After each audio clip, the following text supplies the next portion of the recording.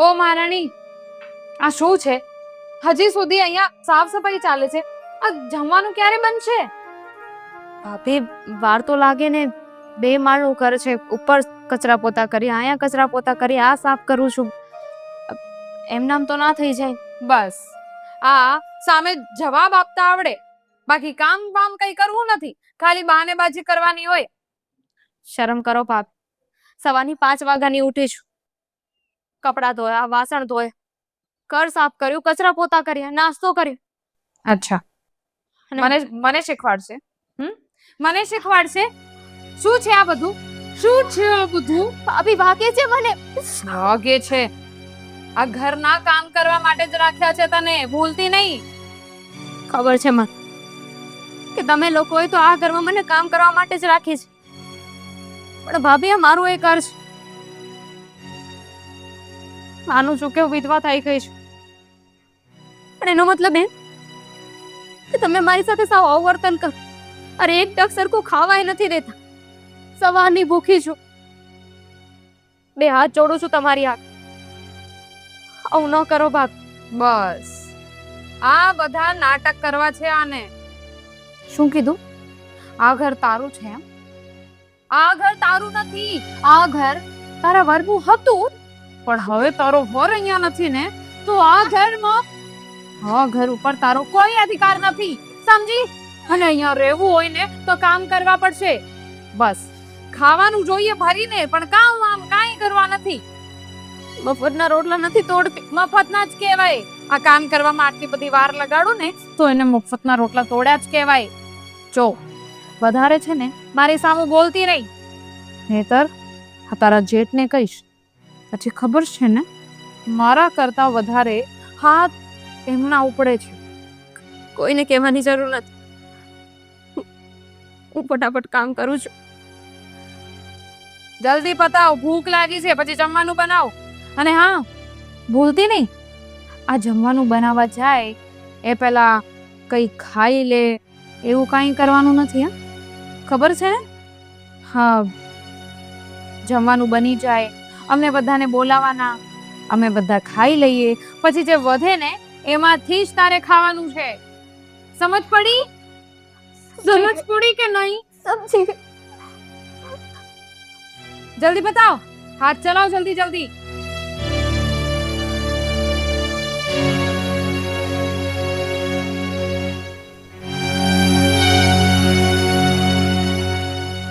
આ ઘર મારા પતિના પૈસાના લીધે ચાલે છે, છતાંય મારી આવી હાલત છે.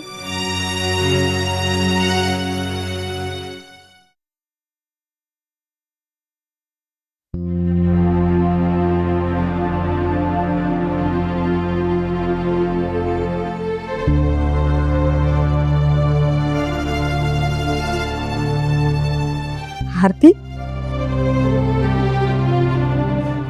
બેટા, મમ્મી,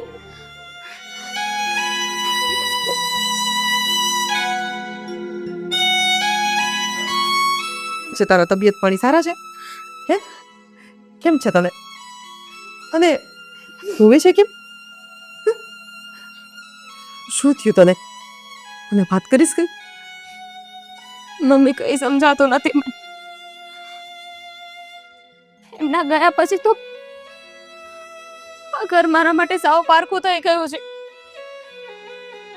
કામવાળી બનીને રહી ગઈ છું. મમ્મી, મને કઈ સમજાતું નથી કે હું શું કરું ને શું નહીં.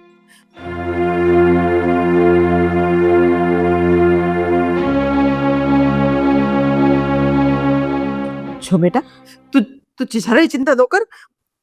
જો સાસરામાં છે ને આવું બધું તો ચાલ્યા કરે, પણ મને ખબર છે કે તું અત્યારે સાવ એકલી થઈ ગઈ છો, એટલે હું તને મળવા ખાસ આવી હતી.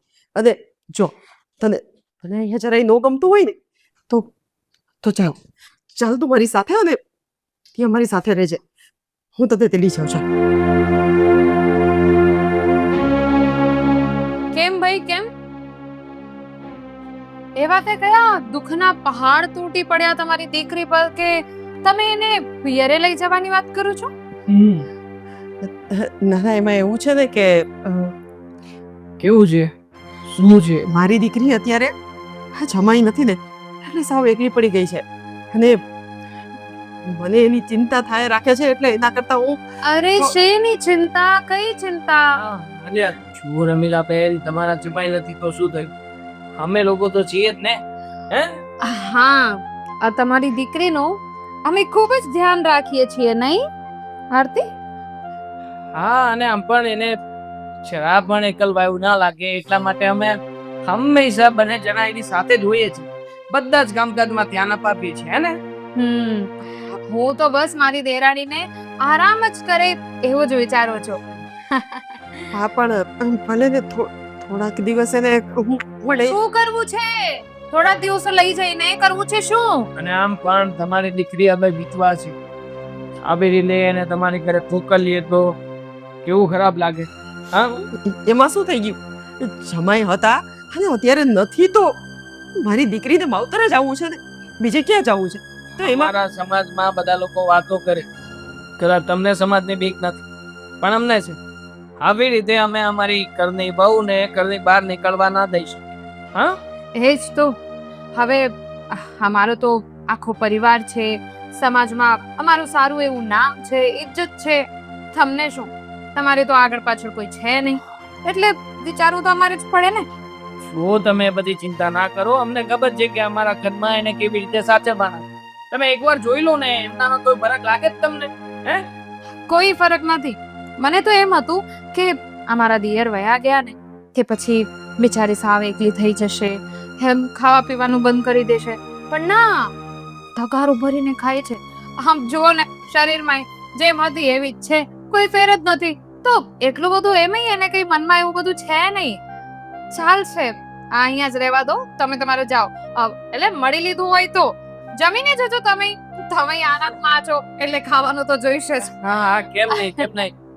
એક કામ કરો, તમારા મમ્મી જમવાના હોય ને તો થોડું ઘણું જમવાનું વધારે બનાવો. ખીચડી કઢી અને શાક બનાવજો, કારેલા. ચાલશે. મારે જ બનાવવું પડશે? હા, ક્યાં બનાવે છે? ના ના ક્યાં કામ કરે છે આ આરતી? તો હું બનાવી લઉં. મારે તમે જાઓ. મારે નથી જમવું, નથી જવું એટલે? નથી જમવું. એટલે તમને શું લાગે છે? તમે શંકા કરો છો અમારા ઉપર? અમે નહીં સજવતા હોઈએ તમારી દીકરીને? હે? ના એવું નથી. છો મમ્મી, ભાઈ હો બાબા, શું જ કહેવાય?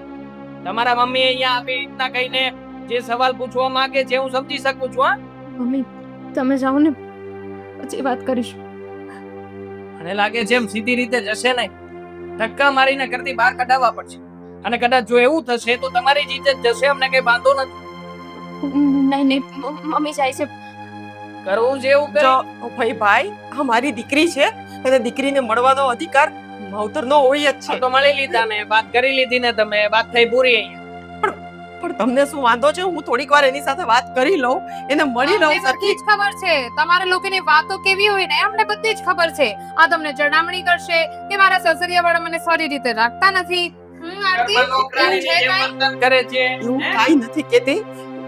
એવું કાંઈ એને નથી કીધું મને. હું તો બસ મારી દીકરીને મળવા આવી તો છું. તમે પછી શું કામ જીદ કરો છો કે એને ઘરે લઈ જાઓ મારી સાથે? તમે 100 વાતની એક વાત છે. તમારી કોઈ પણ જીદ અમે ચલાવી લેવાના નથી. તમારી દીકરી આ ઘરની બહુ છે ને, આ ઘરની બહુ ક્યારેય પણ પતિના ગયા પછી ઘરનો ઉંબરો નહીં ઓળખ. અને જો ઓળખશે ને તો યાદ રાખજો, બીજી વાર તમારા શું હાલત થશે ને એ કોઈને કીધા જેવા નહીં. સમજો છો આમાં હું શું કહું છું? કાઈ નથી સમજવાના. આવી રીતે નથી સમજવાના. એમને પણ ખરેખર આમને જે વસ્તુની જરૂર હોય ને, એમને પણ એ જ વસ્તુની જરૂર છે. કવિતા એક કામ કર, માં જેવી રીતે દીકરી હશે ને, હા, બંનેને એક જ ભાષામાં સમજણ પડે છે. ધક્કા માર અને ધક્કા મારીને ઘરની બહાર કાઢો. શું છે મારી મારી તું મારી ચાલ તો દીકરી છે પાછળ. પણ પાછળ ચાલ. મારી દીકરી છે. મારી દીકરી. ચાલ. ચાલ, મેં કીધું ને. ચાલો જો જો સાંભળો, હું છે ને તમને એકદમ મર્યાદાથી બહાર કાઢું છું. તું કરીને વાત નથી કરતી. નીકળ અહીંયાથી નથી કહેતી, પણ હું કહું છું નીકળ અહીંયાથી.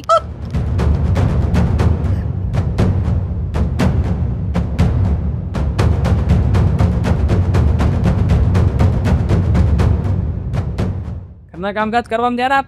ચાલ. મમ્મી મમ્મી શું મમ્મી મમ્મી માન્યું છે આ? હે ચાલ.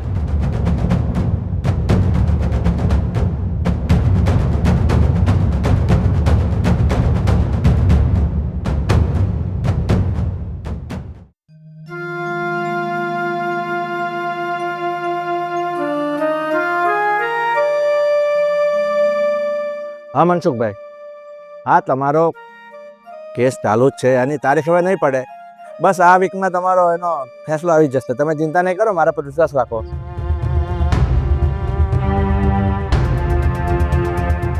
હા એક મિનિટ હું ફોન કરું તમને. અરે બેન, બેન શું થયું તમને? બેન એક મિનિટ ઊભા થઈ જાઓ. બેન ચક્કર આવી ગયા? ઊભા થઈ જાઓ, અહીંયા સાઈડ આવતા રહો. પહેલાં ઊભા થાવ ધીમેથી. ઊભા થઈ જાઓ.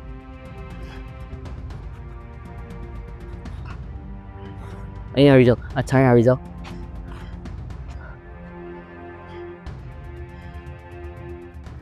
એક કામ કરો, હું પાણી લેવું પહેલાં થોડુંક.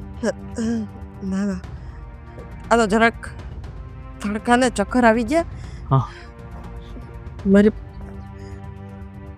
તો એક કામ કરો, અમારી ગાડી છે, આપણે દવાખાને જઈએ પહેલાં. ચાલો. ના ના, તમારો ખૂબ ખૂબ આભાર ભાઈ, પણ હું હમણાં વહી જઈશ, રિક્ષા કરી બેન લઈશ. તમને ચક્કર આવી ગયા, તબિયત સારી ન હોય તો તમે આ રીતે તડકામાં નીકળો છો શા માટે? હું એમાં એવું છે, મારી દીકરીના ઘરે ગઈ હતી ભાઈ. હા. તો ત્યાંથી થોડુંક ચિંતા જેવું હતું ને, ટેન્શનમાં ખબર નહીં ચક્કર આવી ગયા મને. ચિંતા જેવું, ટેન્શન જેવું? એટલે બેન તમે કહેવા શું માંગો છો? ભાઈ, તમે અજાણ્યા વ્યક્તિ થયા ને મારી આટલી મદદ કરી. મને લાગે છે કે કદાચ તમને ભગવાને જ મોકલા હશે. અરે બેન કેવી વાત કરો છો? બાકી આ રસ્તામાં ક્યારેક વાહન કચડીને વયું જાત ને ખબર ન પડત. જો બેન તમે એ બધી ચિંતા છોડી દો, અને આ તો એક માણસની માણસાઈ તરીકેની ફરજ છે, એ જ મેં નિભાવી છે. અને એવું હોય તો ચાલો હું તમારા ઘરે મૂકી જાઉં. ના ના ભાઈ, એમાં એવું છે કે હું એકલી જ છું, અને મારી દીકરી છે ને અહીંયા સાસરે છે. હા હા. એનો ઘરવાળો આર્મીમાં હતો, અને થોડા સમય પહેલા જ ઈ દેશ માટે શહીદ થઈ ગયો. અચ્છા. એટલે અત્યારે હું મારી દીકરીને મળવા ગઈ હતી, એટલે એકલી હતી ને ત્યાં.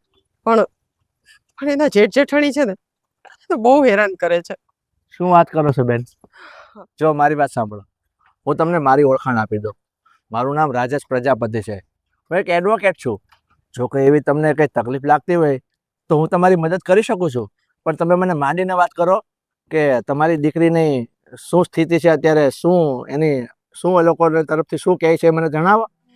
ભાઈ, મેં તમને કીધું ને એમ, અમે મા દીકરીઓ એકલા જ રહેતા, અને મારા ઘરવાળા તો મારી દીકરી નાની હતી ને ત્યારે જ ગુજરી ગયા હતા. મેં મારી દીકરીને બહુ સારી રીતના મોટી કરી, સંસ્કારી થઈ ગઈ, ભણી ગણીને નોકરી પણ કરતી હતી, અને અહીંયા એના લગ્ન આર્મી મેન સાથે કરાવ્યા.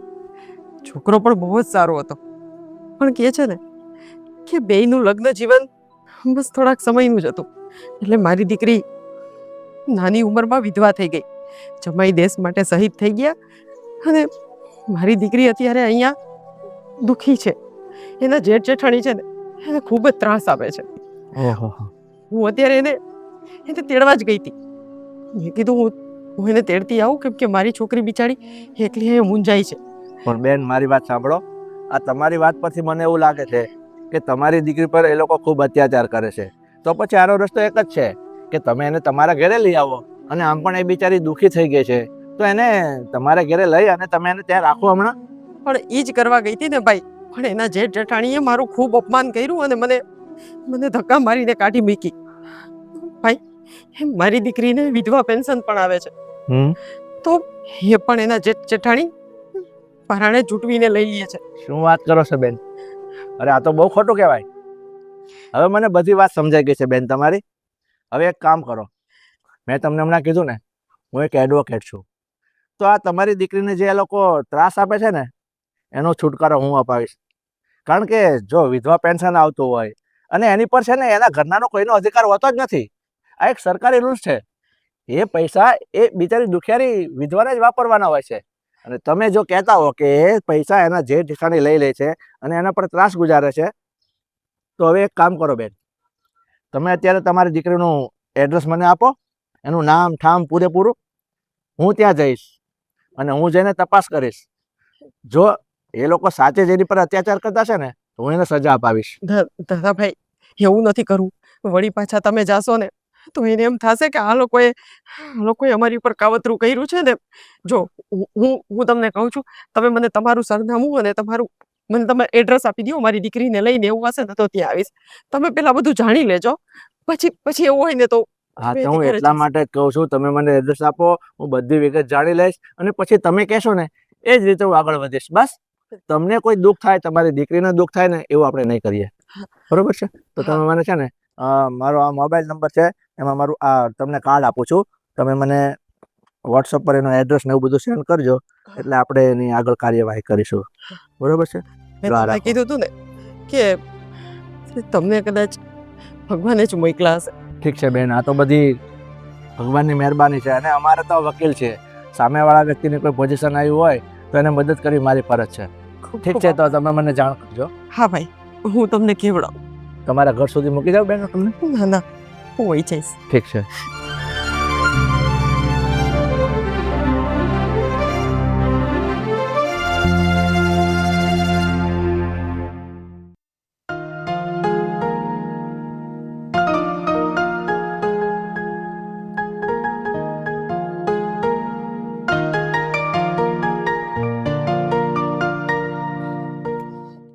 ભાભી આપી દે પૈસા. ભાભી, એ પૈસા મારા છે. શું તમારા છે? પૈસા તો મારો ભાઈ મર્યો છે એની પેન્શન ના છે ને. હા, બેસો.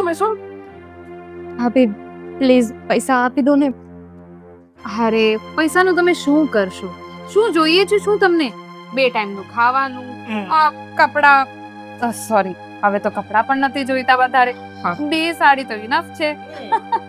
તો 2 ટાઈમનું ખાવાનું તો હવે જે હેઠું મૂકીએ છીએ એમાંથી તમે ખાઈ જ લો છો. તો આ પૈસાનું તમે શું કરશો? જો અત્યાર સુધી હું કાંઈ નથી બોલ, પણ સમજવાની કોશિશ કર. આ પૈસા પર મારો હક છે. પૈસા તમારા છે એમ? તો પછી લો, પૈસા તમારી સામે જ છે. હાથ લગાડીને બતાવો. લો. ભાભી લો ને. શું કહી છે તમે? લો. લેશો મારી પાસેથી પૈસા? લેવો છે? લઈ લો, અહીંયા તો છે. હવે છે ને આ બધા નખરા બંધ કરી દો. આ ઘરમાં રહો છો, રહેવાનું, ખાવાનું, પીવાનું, સુવાનું આ બધું મફત નથી થતું. અને તમારી પાછળ ખર્ચો કરું છું, ખર્ચો. જો એ રૂપિયા ગણાવીશ ને તો કદાચ આ રૂપિયા પણ હજી ઓછા પડશે. આ તો છે તો મારા પતિના પૈસા જ તેને. પતિના પૈસા? ભાભી, પતિના શું બોલી? પતિના પૈસા છે? હા, પતિના પૈસા છે તો પતિના પૈસા જોઈએ છે. પતિના ઘરમાં રહે છે એટલું કાફી નથી તારા માટે? ભાભી છોડો. જોઈએ છે રૂપિયા? હે, જોઈએ છે? આપો જ નહીં. હજી રૂપિયા, હજી મને લાગે હજી રૂપિયા જોઈએ? હા, હજી રૂપિયા જોઈએ? બોલ, રૂપિયા જોઈએ? હજી જોઈએ? જોરથી બોલ. જોઈએ? ઘર છે ને અમારું છે. અને આમ પણ મારા ભાઈ ના મર્યા પછી અમે લોકો જેમ કહીએ, જે કહીએ ને એ જ કરવાનું છે તારે. આ ઘરની નોકરાણી બનીને ઘરના કામ કર્યા સિવાય કોઈ પણ બાબતમાં તારી નજર ઊંચી ના થવી. સમજે છે? હાચે બોલી ને એમ બોલી. હવે પછી જો અમારી સામે બોલી છે ને તો છે ને આ ઘરની બહાર મારીને કાઢશું. હા, રસ્તા ઉપર દખડતી કરી દઈશું તને. અને બીજી વાત, આ બધું જે કંઈ પણ થયું તારી મમ્મીને ફોન કરીને કહેતી નહીં પાછી. એક કામ કરો ને, આની પાસે ફોન છે ને એ જ આપણે લઈ લઈએ. એમ પણ એને ફોનનું કામ છે શું? ખાલી મમ્મી સાથે વાતો કરવી હોય, પંચાયત કરવી હોય, એના માટે તો ખાલી ફોન જોઈએ. તો હવે એવું કંઈ કરવાનું થતું નથી, સમજી? જમા કરાવી દેજો ફોન તમારો. ઓ આ બાજુ જવાનું છે. ઉભા રહો, હું સરખી રીતે સમજાય. સમજાવ.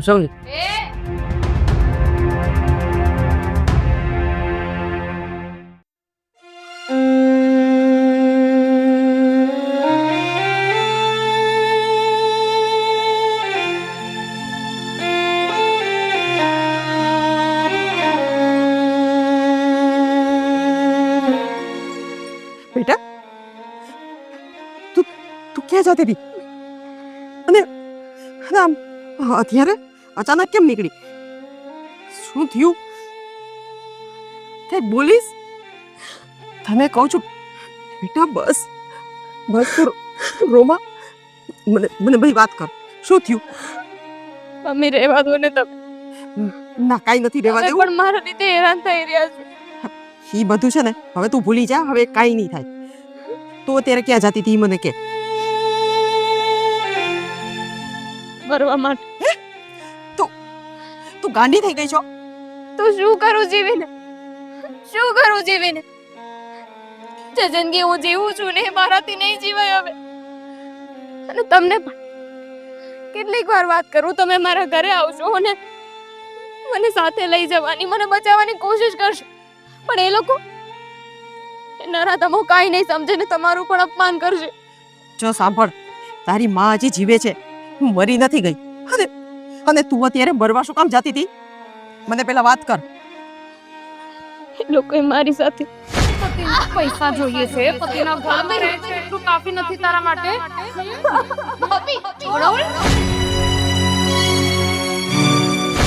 આજે બોલીને એમ બોલી હવે પછી જો અમારી સામે બોલી છે ને તો છે ને આ ઘરની બહાર મારીને કાઢી.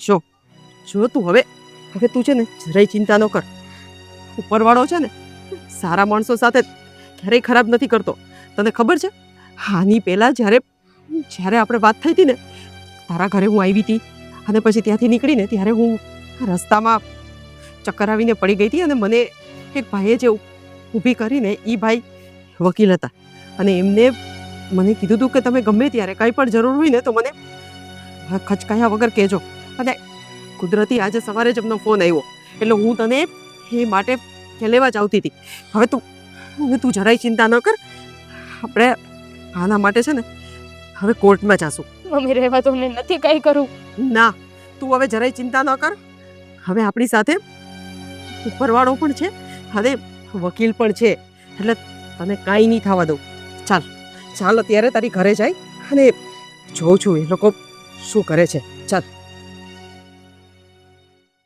અરે ક્યાં ગઈ છે ક્યાં એ મને શું ખબર અરે શું ખબર શું એ નહીં મળે ને તો આપણા હાથમાં જે પેન્શનના રૂપિયા આવે છે ને એ પણ જતા રહેશે.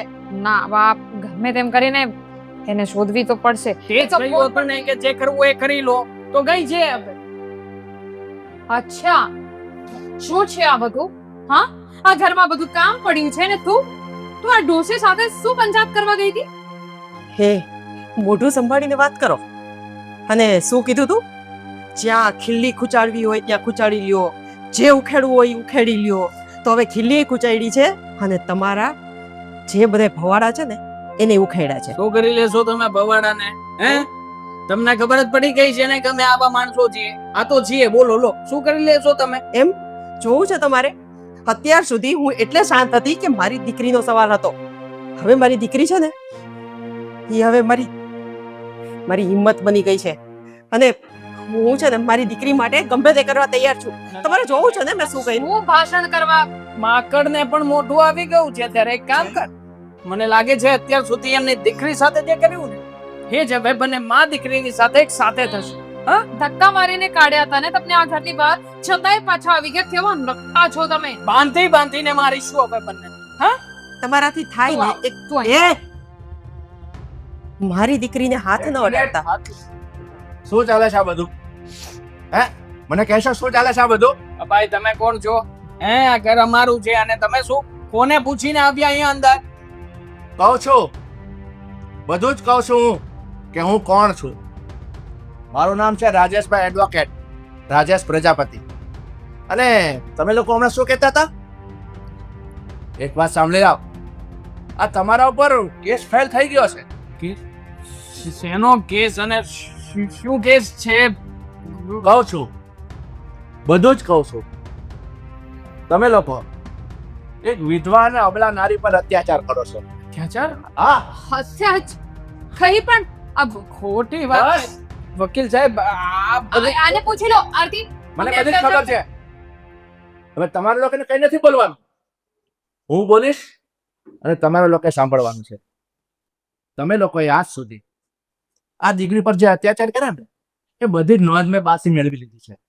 અને રહી વાત બીજી મહત્વની અને અગત્યની ખાસ, આ દીકરીનો પતિ આ દેશ માટે શહીદ થઈ ગયો છે. તમને લોકોને અક્કલ છે? આ શહીદની વિધવાને જે પેન્શન આવતું હોય ને એના પર ફક્ત ને ફક્ત એની વિધવાનો જ હક હોય છે. એના ઉપર 5 પૈસાનો પણ બીજાનો હક નથી હોતો. કાયદેસર તમે લોકો જેલમાં જઈ શકો છો. આ તો એમના જ છે પૈસા. અમે તો એના માટે જ સેવિંગ્સ માં રાખીએ છીએ.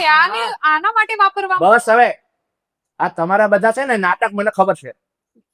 તમારા જેવા લોકોને બહુ મેં મારા કેસમાં ફસાવી ચૂકીશું આવવાને.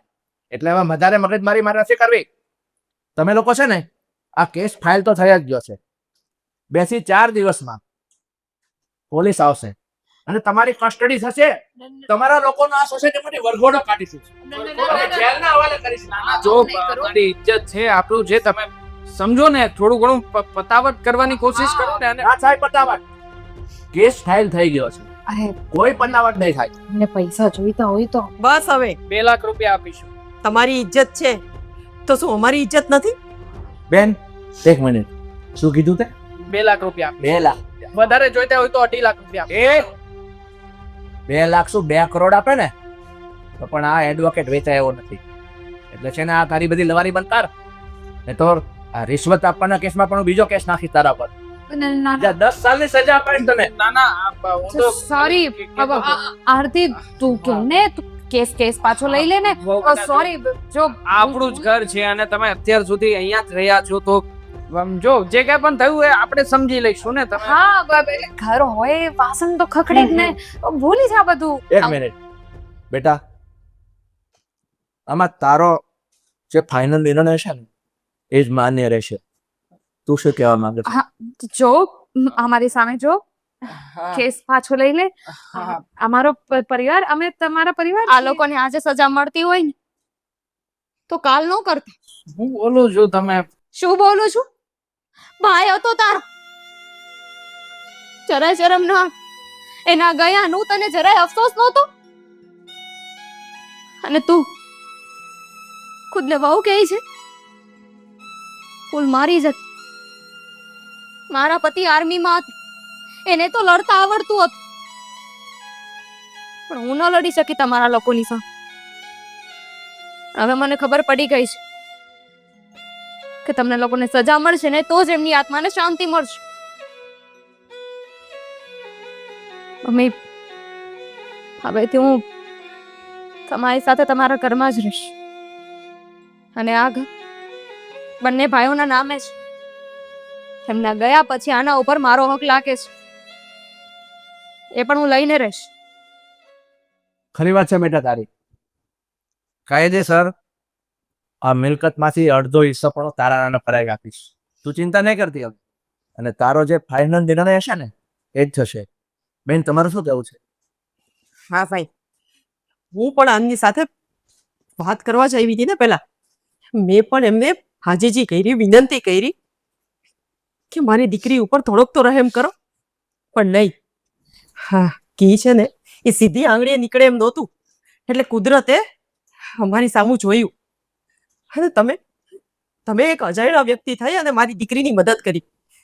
જોઈ લો, દેશ માટે શહીદ થયેલી વ્યક્તિની મદદ કરવા અજાણ્યો માણસ પણ આવે છે અને તમે તો એના સગા ભાઈ અને ભાભી છો. તમારાથી એની ઘરવાળી, એની વિધવાની એક નાની એવી સેવા પણ ન થઈ. અરે સેવા તો જવા દ્યો, હું એમ કહું છું કે એને તમે સારી રીતના રાખી પણ ન શક્યા. અરે ભૂલ થઈ ગઈ, બસ. માણસ છીએ અમે. હા, તો ભૂલ થઈ ગઈ ને તો એની સજા પણ તમે જ ભોગવો. ચાલ બેટા, હવે હું તને આ ઘરમાં 1 મિનિટ પણ નહીં રાખું. આરતી સાંભળ ને.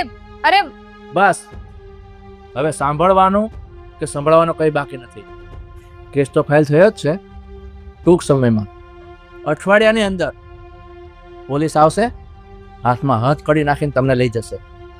એની રાહ જુઓ. શું સાહેબ